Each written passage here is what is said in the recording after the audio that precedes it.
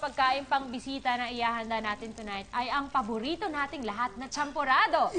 Pero ito, merong twist dahil instead na yung usual na chocolate brown na champorado, white champorado ang gagawin natin. Oh, maputi ha, maputi. I like it. Gusto ko yan, maputi. Yeah! Okay, sige. Ang Simulan gagawin ko natin, na. Chef, ito na.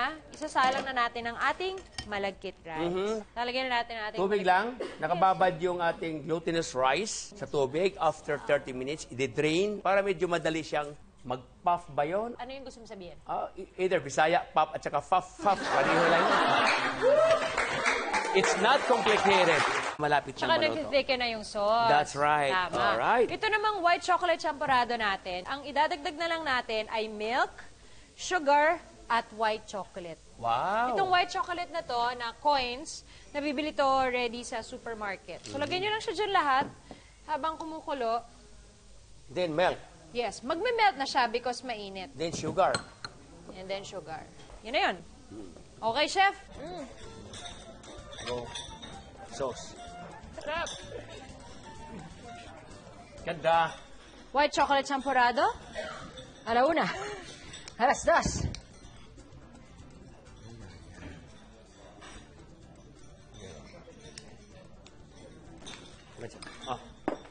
Ito. Chop natin. Kamay ha.